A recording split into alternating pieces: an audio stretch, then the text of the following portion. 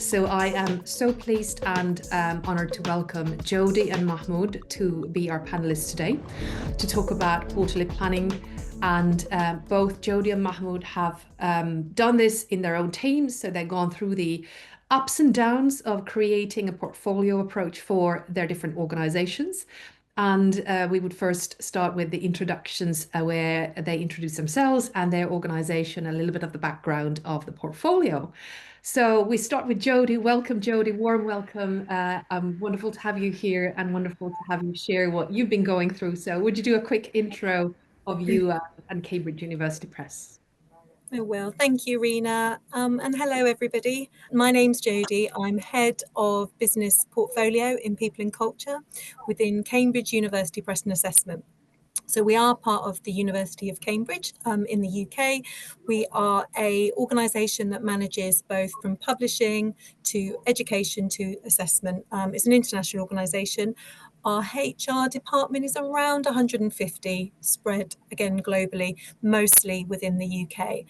I'm joining from quite a sunny Cambridge today, so it's really lifting the mood of the office. And I've been in role now for 3 years in the role that I am. My remit was to come in and transform our portfolio to bring it onto an agile footing. And there was some very quick wins I could do early on in the day. But I would say it was definitely from the kind of the end of the first year into the second year that I felt kind of confident in saying we had an agile portfolio, and it's really from that second to third year that we really are running what I would say is an agile portfolio. So that's a bit about me, and I will hand over. Thank you very much, Jodi. What you just said there is hopefully also a comfort to everybody online, is that it takes a while. It takes several iterations to get to where the portfolio approach, quarterly approach is at the stage where you think, now it's there, now it's adding value. Mahmoud, calling in from where? What was your location again? No, I'm based in Berlin. Berlin, exactly. Mahmoud, Berlin, it's a cloudy, you have sun on and off, but it's mostly cloudy. But we had a heat wave, which was kind of too much for us, but now the weather is getting really better. Wonderful to have you here, Mahmoud. Welcome on my behalf. You were one of the star students in one of the classes a few years ago, I think. Yeah, and it's so exciting.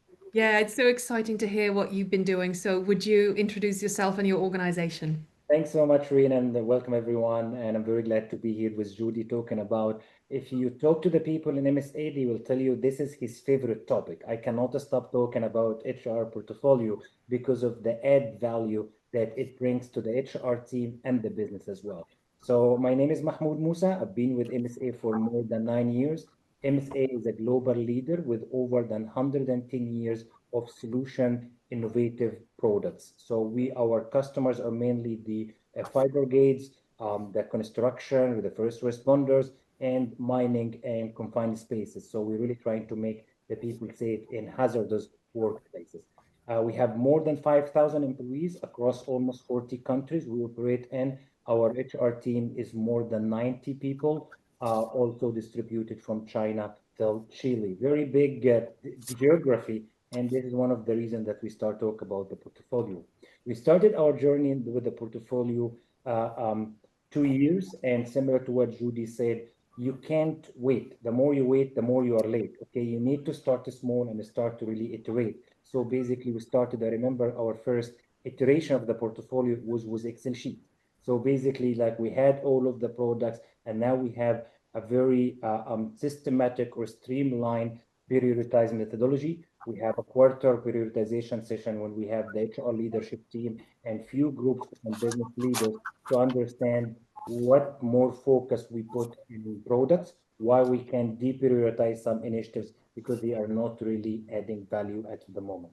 So I would say that we are where that good place right now, but I think the improvement never stops. I think that you can't settle. You need to keep improving, whether the methodology, behavior, or mindset. Oh, definitely, for sure. Thank you very much, Mahmoud and Jodi.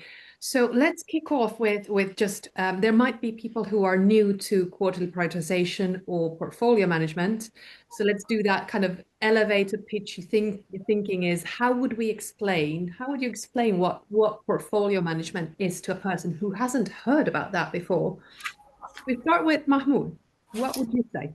So the HR portfolio is basically a place where you gather all of the HR initiatives. I'm talking here about the global initiative that has majority of business impact. And then you also have what exactly the capacity that you can manage all of these projects.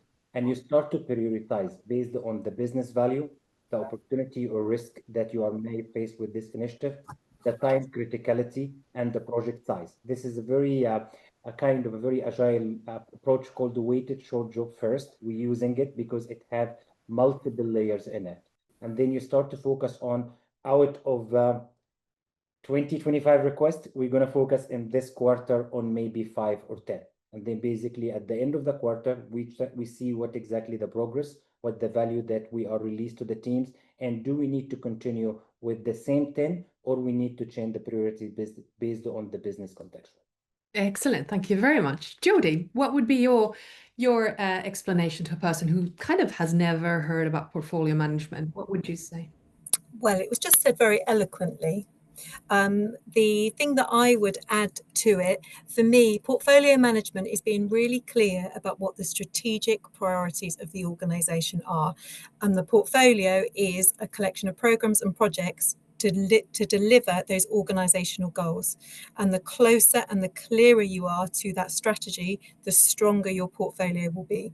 So as we've moved closer and closer to articulating exactly what it is that we need to deliver for our people and our business, and how we link into what the business need to deliver to our customers, that's where our portfolio has really come into its own as well, which is why it's also that cadence of quarterly prioritization is so important, because it then keeps you to move with the beat of the business and makes you kind of more accountable to what's happening, but also it means that you can be quicker to kind of both support and react to what the organization needs to do, especially kind of just talking from our point of view, but it's the same in nearly every organization I now know. The markets are moving so radically.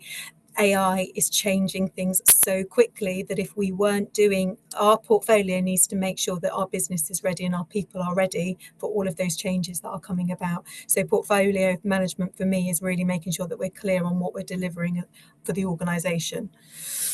Brilliant. I might add too, so remember that there are different sizes of organizations. Both Jodi and Mahmoud, you work in global organizations. We've got tens of HR teams as well delivering. So if you work in a smaller organization, your portfolio might just be a very clear product list of this is what we're focusing on in this quarter. I have usually said that how I would say what portfolio management is in one sentence. It's about optimizing value delivery with the available capacity. So what kind of value can we generate with the available capacity that we have? And that is then prioritized accordingly. And that means that, I mean, the biggest shift with the mindset of portfolio management, let's talk about that soon, but there's a lot of mindset shifts connected to this as well. Let's kick off talking about portfolio. The first question is, why do you think so many teams are moving this way in HR? What is this actually solving for? Jodi, would you go first with this one? Why are our colleagues so interested in this? I think one of the reasons why they're so interested in it is because of the ability, when you go onto a quarterly cadence of prioritization, you can deliver value at pace. But why it's also important, this quarterly, is also the cadence of activities that take place around it. And for me, one of the strongest things is for product owners and teams, it holds them closer to the strategy, and it also holds them more accountable. When you can have long projects with long run time, you get slack in it. Where you've got more of a quarterly, you've got more of that cadence of regular planning, activities, delivering value, and going back in to go again to say, okay, are we delivering now? Do we need to stop? Do we need to iterate? It just allows you to have that cycle to move quicker at pace. So that's why I find it's really important within the teams that we work in, because it kind of holds them closer to what we need to deliver. Love that, that there is a clarity in the quarterly that doesn't exist in the annual. Mahmoud, what would you add to? Why do you think so many of our colleagues are looking into this way of working? I'm gonna tell you something really, like, from my own experience that used to happen 2 years ago. That's the annual plans doesn't really stick, because basically they really change every, like the second or the third month, they keep it changing. So you start with basically 10 initiatives or 10 value to be delivered. And by the month, the third or the fourth month, this 10 become 20, sometimes become 25, and you still have the limited capacity. So any annual plan, in my point of view, after we adopted the portfolio, it gets outdated very quickly. And that's why the business changes. One of the interesting years that we have right now is the year of the AI, is the year of the economic complexity. So the business direction or the business priorities changed, and we are as HR need to be matching all of that. I agree with you, like, Riina, that having it quarterly, it actually have agility and focus and visibility, because if you are not giving enough update about the progress and about the value, how can I know that we are moving forward to our plan? That's really why the quarter is healthy for the HR and for the business, because it gives you actually deliver the most valuable to the business right now, not in 3 months, not yesterday, because basically the situation it changed drastically. Excellent. What I heard are quite, deliverables, focusing on deliverables rather than just big themes or massive annual stuff that you think you need to deliver is very clear on what are we delivering each quarter. I also heard a word which I think was important is the transparency and visibility. Sometimes people who go into this way of working say this is the first time they can actually see what's going on across HR. They haven't been knowing that before. They have no idea. So they can actually see, oh, HR services are working on those projects. We've got dependencies to those projects. Why don't we reach out and start speaking about these dependencies? So the dependency management becomes easier. The delivery of faster results, I would be careful with the word faster though, but incremental would be something that I would kind of highlight here. We won't necessarily be ready with the full elephant project sooner, but we will have something developed and delivered every quarter. And I work quite a lot with HR leadership teams who are moving this way with the op model changes and with their leadership team development and how they should lead this kind of operations. And when the leaders start understanding that what they've done before is pretty much all of them have worked with their priorities in their silos and created their own goals and said yes to their own projects. So it's kind of starting everything with massive amounts of dependencies that hasn't been checked and just kind of praying it will be done with the capacity that you have. Now you're facing a reality. You actually start understanding what the real capacity is in the organization. So that needs you to start prioritizing, and that's a big word that we continuously come back to.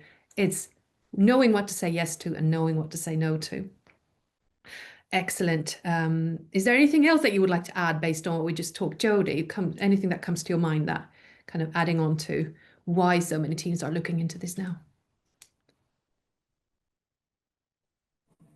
I think, no, I guess my only other reflection about why it's important, because in our organisation, we're not the only portfolio function. There are other portfolio functions in the wider organisation. But we were one of the first to go to a quarterly planning cycle. A lot of the other ones have been going into an annual and are looking to us now to look at how they adopt their annual to a quarterly. And we are all kind of getting back in line now with this idea of these quarterly business reviews into a prioritisation process. And again, that's just making us stronger as an organisation where we can collaborate across, because that's a challenge that can be there where you've got different cadence of planning and strategic planning within an organisation. I like that actually. And if I reflect on a smaller organization where I had one of my students as well, she said how they do quarterly planning with HR is they start going in one day with the business QBR, quarterly planning.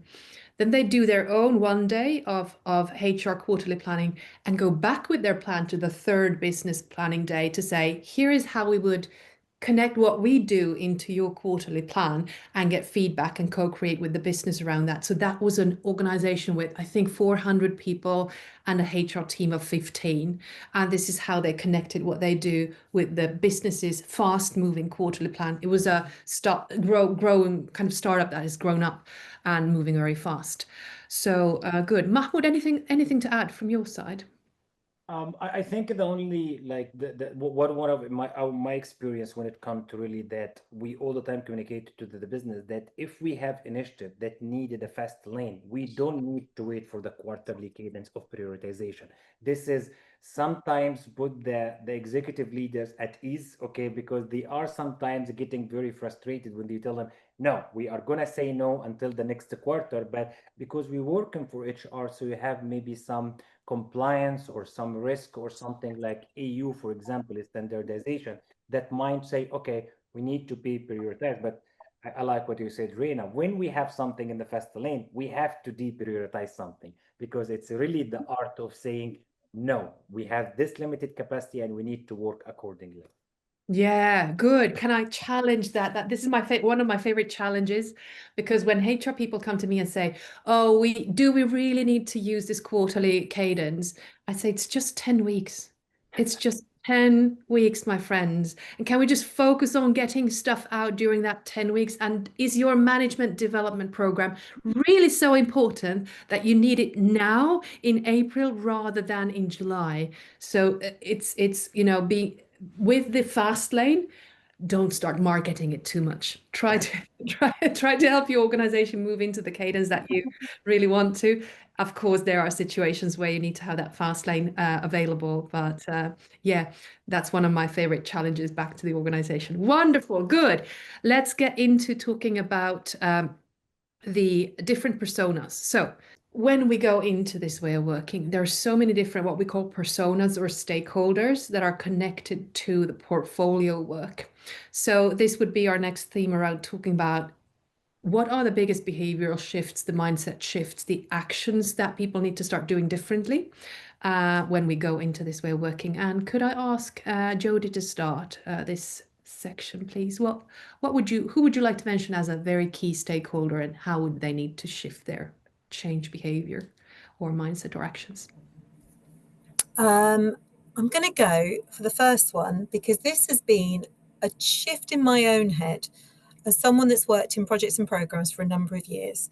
It's my project managers where we've had to have a shift change on the way that we deliver and the way that we support projects.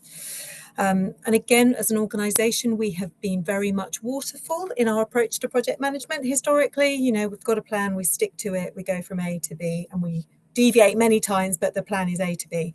And it's the approach for I've got a small team of project specialists in my department, and we've always kept at least about 10 to 20% of their time I've tried to keep back for capability building, where we have done, again, on a quarterly process, looked at how are our teams doing, how are we adapting to what we need to do, and where do we need to kind of lean in and give more support, or where do we need to change, and how do we need to build up that capability.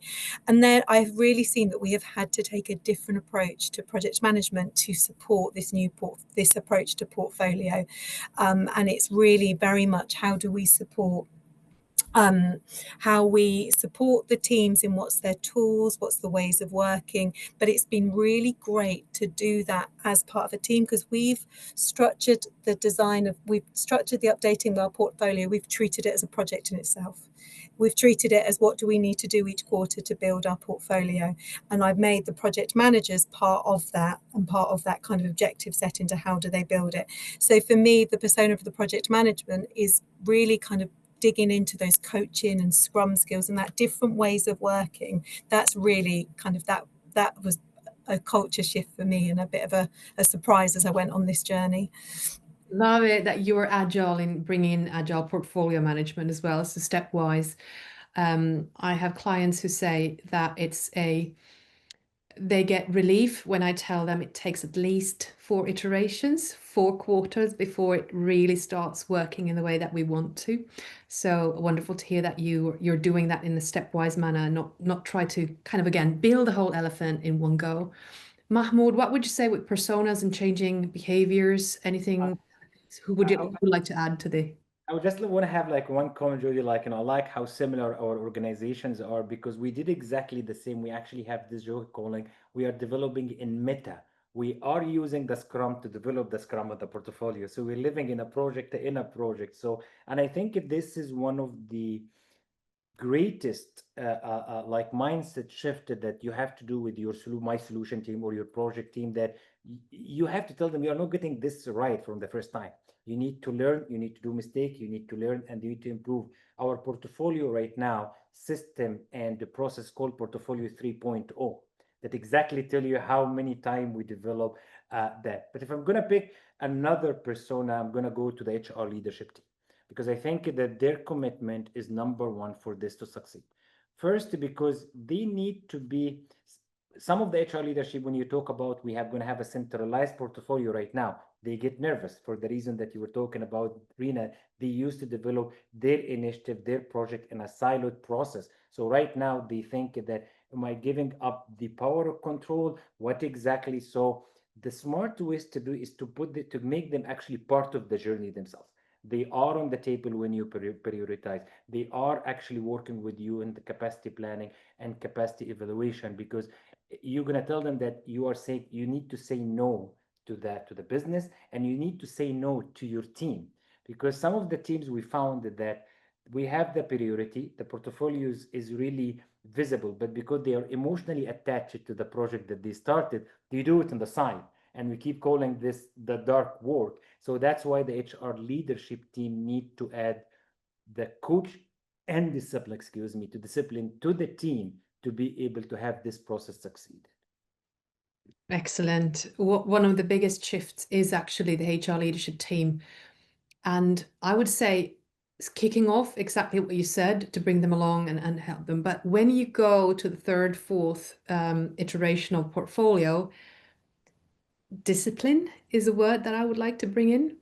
Discipline to trust the process and to really keep on doing that, because you're going to end up at the third, fourth prioritization route with way too much stuff sitting in your portfolio. That is when the rubber hits the road, is can the leadership team really say no or not yet to certain things and not just kick off stuff? Because if you say yes to everything, you're not really prioritizing. You're not really, the persons working with the items in the organization are prioritizing instead of the leadership team with their everyday 8 hours, where they're putting that 8 hours. Jodi, would you like to add something on the leadership team behaviors, actions, changes? Because it's such an important stakeholder group. Yeah, I was just making a note of what you said, because we definitely got to a point on the portfolio where they were saying yes to everything. And that was definitely as part of their forming. And I actually had it as a KPI measurement to have no, and to have a percentage of things that were not prioritized on the portfolio to bring some visibility to it.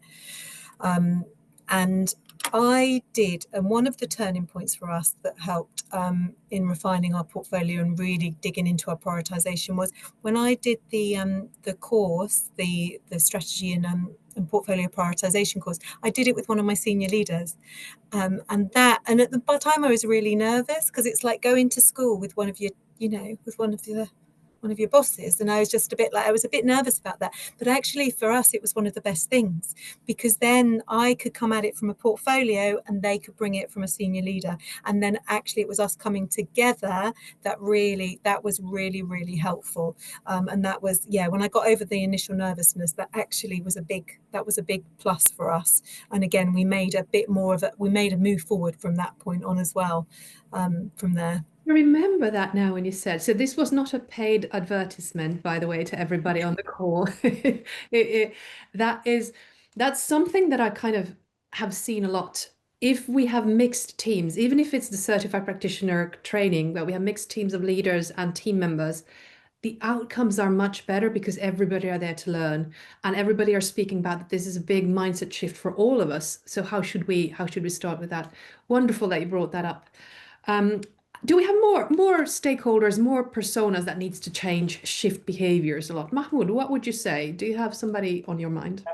I would pick the people that, like, will kind of make or break that, the business leaders, okay? Because basically, like, so everyone, when they come to work on initiative, when we have the global organization, everyone thinking that my initiative or my group is more important than other. So you have to prioritize it, okay? So that's why when we need to work with the business, really, we need to have a kind of involve them early, like, so basically we tell them we have this portfolio, we need to discuss with you really how can we prioritize this, and that's why we invite them into our quarterly cadence, because basically this is the most important part.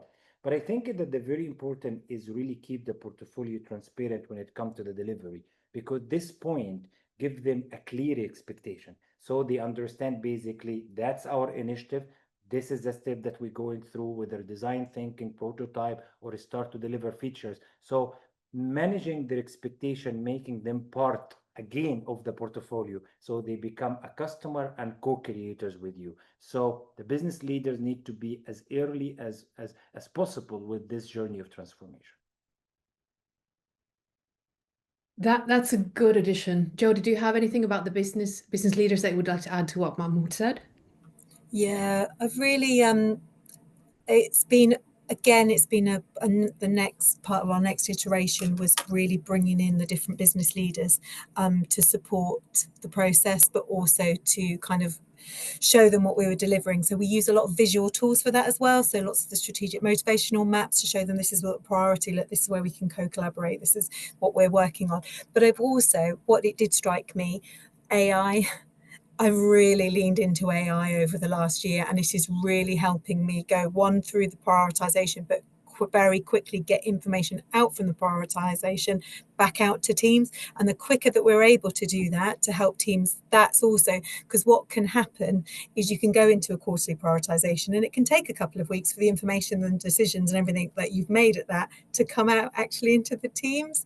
So for me, AI has really helped in kind of turning around information and then getting that buy-in from the business leaders and everything quicker as well. Because if you're going into a quarterly prioritization, you can't be slow to be communicating that information back out, or it doesn't work. You have to be quite quick with kind of taking it from the decision back out to the team, business leaders, everyone else. Yeah.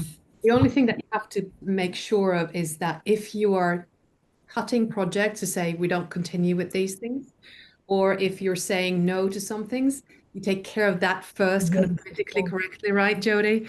Because Yeah. you're sitting there with a team who's being enthusiastic about their product, and then they get an email, your product isn't continuing any longer. You're like, what? So there are a few of these things that we need to remember to do.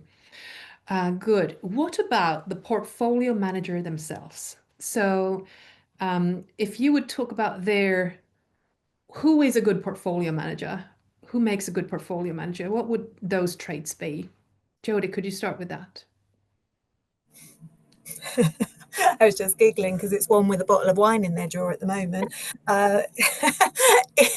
You've got to have adaptability as a portfolio manager, and I'm taking on board what you've said, because you have to face into difficult conversations on a portfolio, and the best people are the people obviously that are invested, that want to do a good job, and they're really invested in the project. And when you say no to that, that's a hard message to deliver sometimes.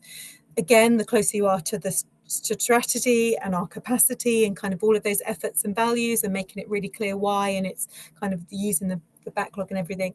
But as a portfolio management, you have to work at so many different levels for stakeholder management. You have to work with your peers in the business, you have to work with the executive board, your senior leaders, and then you also have to work with the team. So it's that adaptability and the ability to communicate and adapt communication across those that I think is a real strength in a portfolio leader. Mahmoud, adding on to what is a great portfolio leader? So, like, you really need to start with a structure and governance, and you need to communicate that very well at the beginning that this is the structure of the portfolio, this is the governance, and this is the cadence. Okay. And you, as a portfolio manager, you need really to demonstrate the discipline that you want everyone to do. You need basically to be very clear with the data availability in your portfolio, updated data in the portfolio, making sure that any project manager or product owner is keep updating their portfolio, because it's your number one responsibility is to ensure the visibility of portfolio, because that's going to make you actually adding to your credibility. So to Jodi's point, when you come and say, okay, we need to deprioritize that, if the data is not with you to support your claim or your decision, that start to become very subjective argument with the business leader. I'm not saying that. So it's very, very important to have structure, governors, and discipline around the data communication. And very important, and this is maybe closer to me, is really protect the capacity of the HR. Sometimes when you say no, you really jeopardize the capacity of the HR. You say yes, you jeopardize the capacity in the HR, and the HR team start to lose what's in it for me, because the HR really like that. Okay, I will be working, not overwhelming, deprioritize according to the structure and the governance this portfolio manager promised us at the beginning. I love that. Yeah, it kind of connects that very human-centric stakeholder, sponsor, team, being able to communicate with that, with being quite strict on the discipline of data, governance, rules, cadences, when we need information, how we're prioritizing, what tools, techniques we're using. So it's a very full stack position, I would say. Anything that you would, Jodi, want to add based on the conversation so far on the portfolio manager?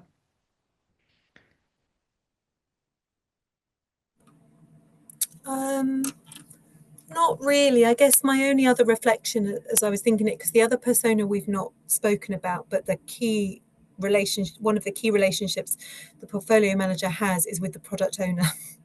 And that product owner role in our teams, and really understanding what those product owner needs and how we make sure that we're supporting them into the prioritization, and again building their capabilities to do their role into prioritization, because actually most of the information is driven from them, and the kind of the better able they are to do their job and the better able they are to use the tools, the better the portfolio is for it.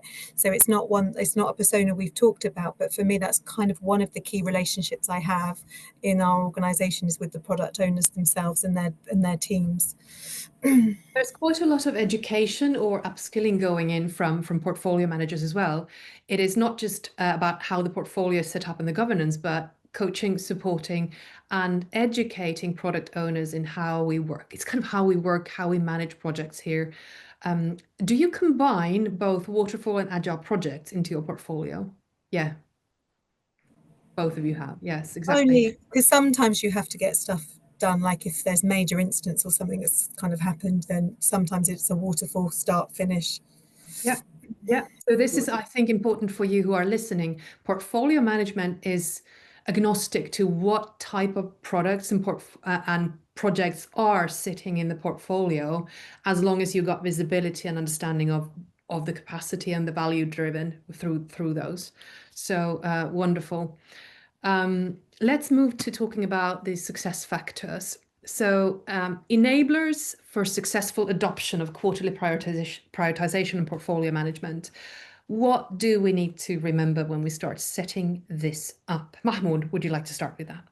Yeah, I said it at the beginning, and I'm going to say it again. Okay, waiting for the perfect framework, waiting for the perfect portfolio does not exist. Like, so you really need to start small, start to really evolve, and start to learn from your error, mistakes, more discipline. I would say, really, again, this is not a paid commercial, Riina, but really try to get some education around the portfolio. Otherwise, it's going to be a list of projects. I remember that the art of prioritization itself, the art of including a lot of factors, it's very important for you in your evolving region.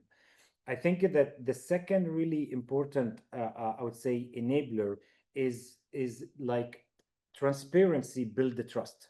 So if you really don't have a transparent visual for everyone as part of the portfolio, This is actually is not, you're not trusting your people, you're not trusting business leader. You will always sometimes see some teams saying, we like our HR portfolio to be confidential. No, their HR portfolio, it's better to be public. So at least everyone understand what you are committed to deliver in the quarter, understand what you prioritize and what you deprioritize. I would understand that maybe at the beginning you don't want to make it public for many reasons, but I think as you mature with your portfolio, this will be one of your enabler success, because that's make you very transparent and building trust between you, program managers, and the business. Excellent, brilliant. Jodi, what would you say around this thing? I'm going to slightly contradict something I've said, and Riina, you may also come in and correct me, and about approach we've done. But one of the things that's been the absolute sticking point from when I first started, and it's still something we're chipping away at, is the commitments to the operational. So the portfolio, just looking at the portfolio as projects and programs, only gives you one part of the picture. And if you don't know what the operational is and what the capacity is required to keep the lights on and deliver the operational, then you can't really get as close as you need to what has to be on the portfolio. So when I first started doing prioritization, I used to use the visual of the iceberg, where we knew what was above the water that we were prioritizing, but we didn't know everything that was below that iceberg, that was the majority of stuff.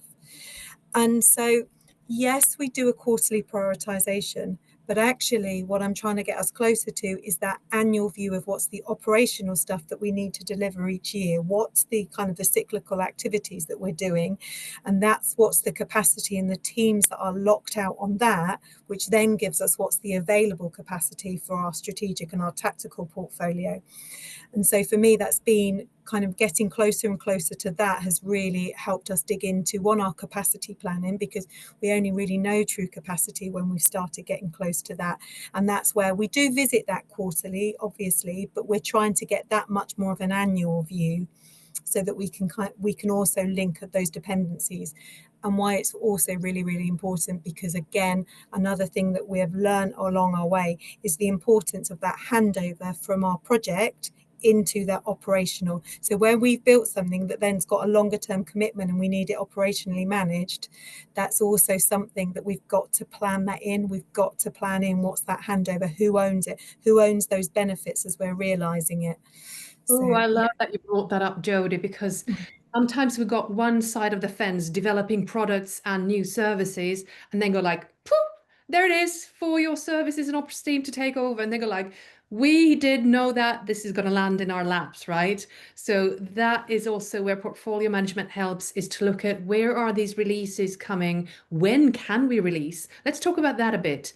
Releases. So when you build your products, services, concepts, changes, whatever, there comes a point where if you're building them in an agile way, we come to a point where say, we can release this now, part of the product, and we want to continue adding features or adding something to it and have a second release later on. So that's the agile mindset around how we build nowadays. Portfolio management is helping with release planning as well, whether it is a waterfall project which releases the whole shebang at once, or an agile project that releases a bit more incrementally. How can we set up this release planning? What's the success factors for that? Jodi, could you start with release planning? Share some thoughts around that.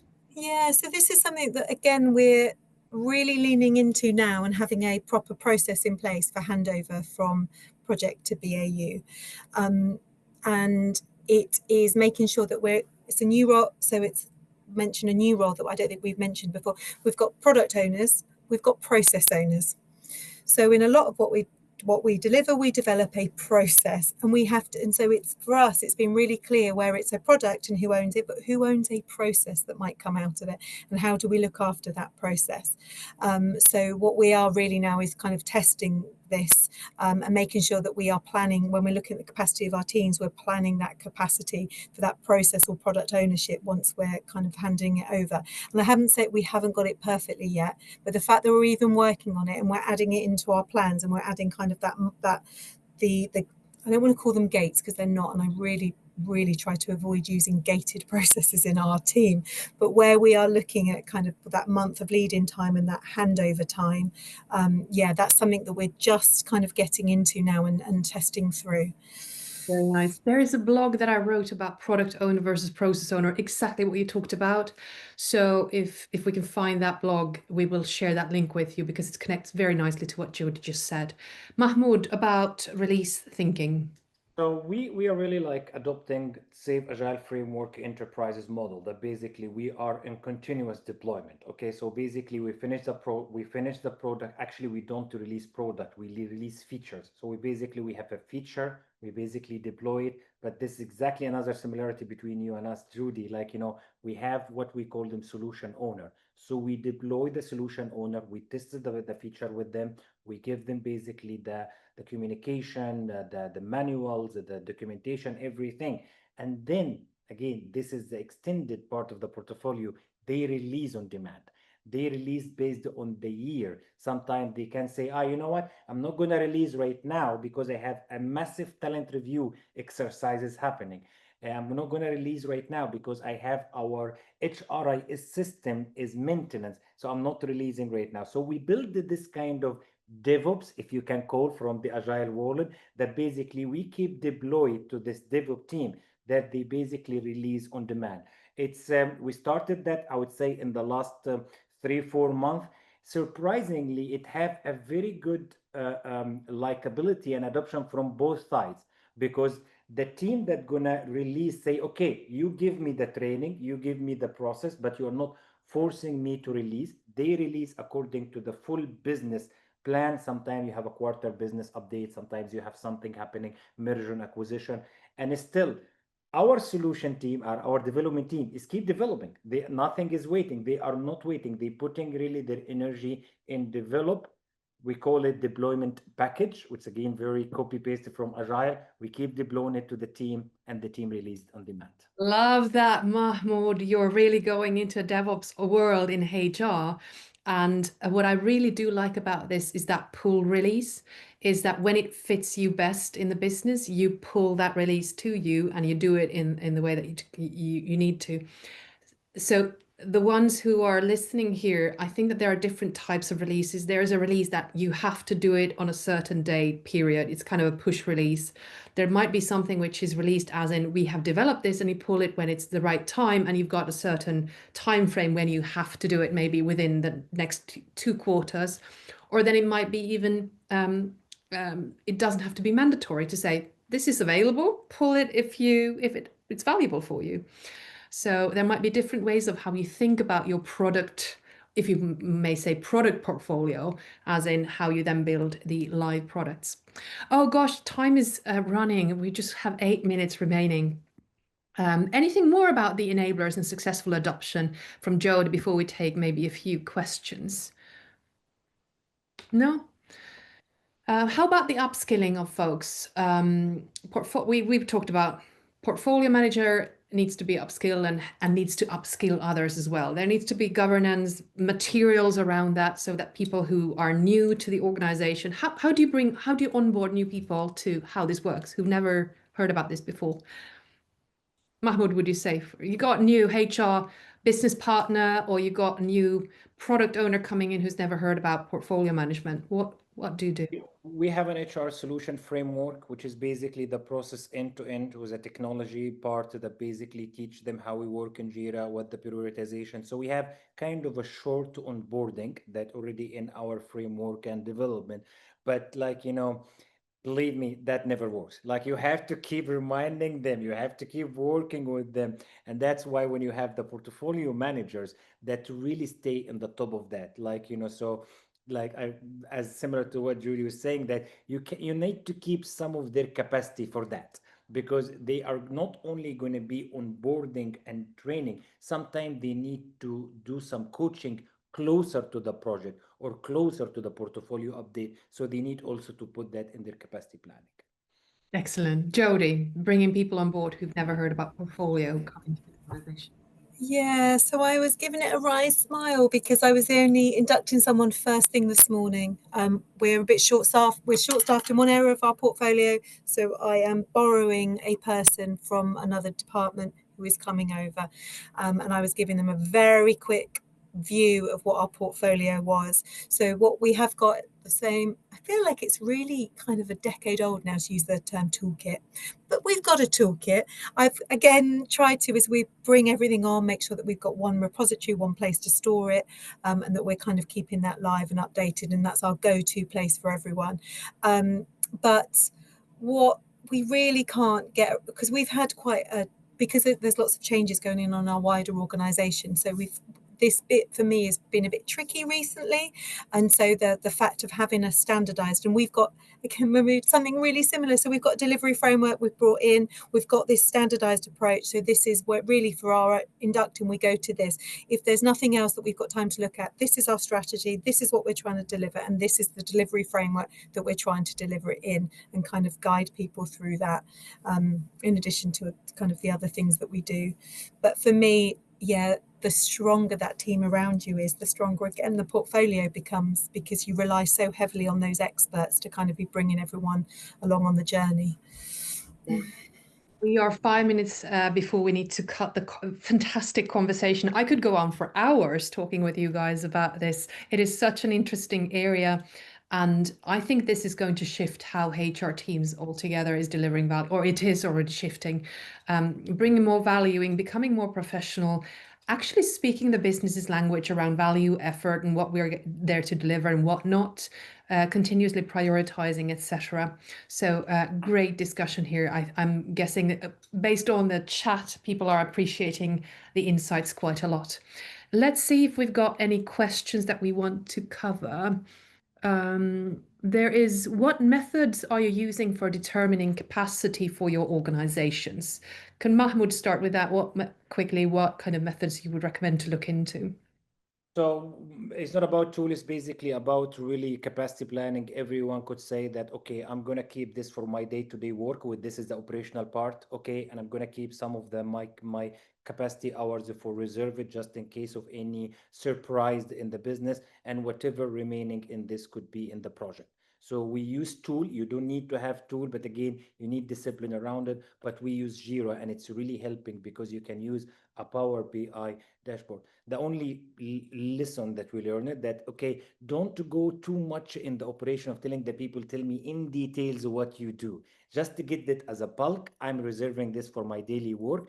I'm putting this percentage for reserve, and whatever left into the project, and every portfolio manager start to really look and see how can we allocate these resources in the next quarter.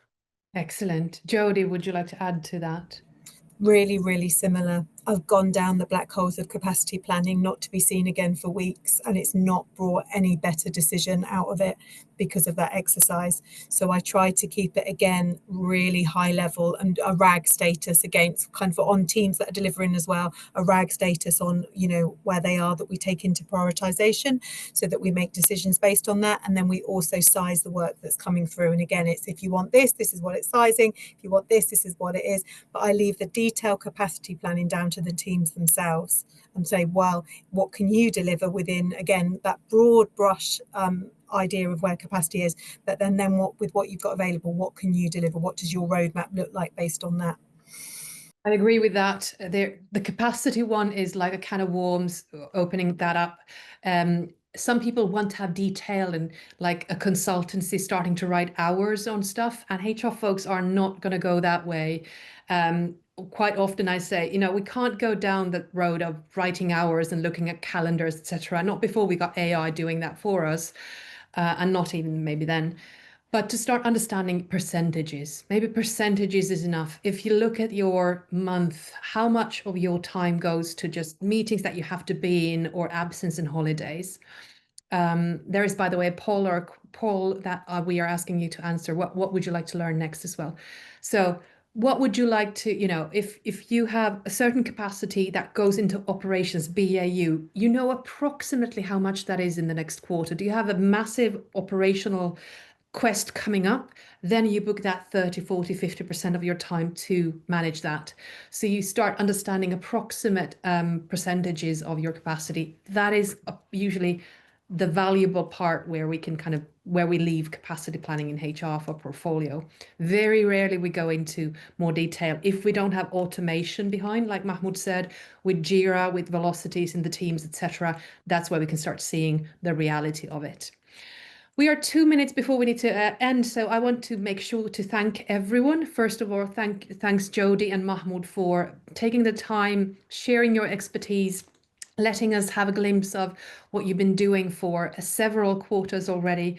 And maybe I'm even wishing you would come back in a year's time and see where you are right now with your portfolios, because that's continuously evolving. And the AI element is super intriguing.